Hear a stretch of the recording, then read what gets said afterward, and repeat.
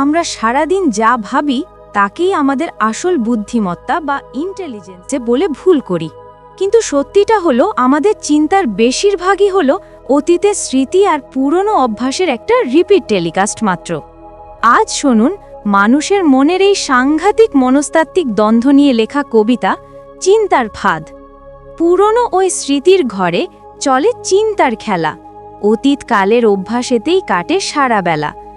যন্ত্র হয়ে পুরনো পথই ভাবে সদা ঠিক, অহংটাকে বাঁচাতে সে ধরে বাঁকা দিক। দিক হারিয়ে মিথ্যে মোহে ঢাকে নিজের পাপ, সত্যিটাকে আড়াল করে লুকায় কালো ছাপ। আমি নামের মূর্তিটাকে সে পূজে সারাক্ষণ, মনটা সাথে বেইমানিতে মাতে তারই মন।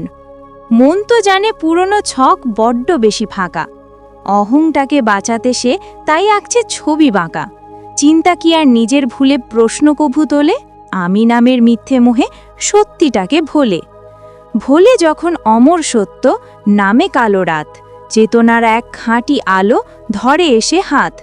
স্মৃতির কোনো অংশ সে নয়, নয়তো সে তার দাস, অচিন থেকে এসে করে পুরনো ছক নাশ। নাশ করে সে চিন্তার ফাঁদ, দেখায় সোজা পথ, থামিয়ে দেয় মিথ্যের গাড়ি, অহংকারের রথ। চিন্তার এই অন্ধত্বে চেতনা খোলে চোখ, আয়না হয়ে মুছিয়ে দেয় মিথ্যে যত শোক। শোক ফুরোলে মনের ঘরে সত্য এসে জাগে, পুরনো কালের মিথ্যে ছকটা চেতনার তরে ভাঙে। স্মৃতির বেড়া ভেঙে সেদিন কাটে মিথ্যে মায়া, চিরতরেই যায় মুছে তখন চিন্তা ফাঁদের ছায়া। সমাপ্ত। সম্পূর্ণ কবিতাটি শোনার জন্য অনেক ধন্যবাদ। দেখা হচ্ছে পরের ভিডিওতে নতুন কোনো ভাবনার সাথে। নমস্কার।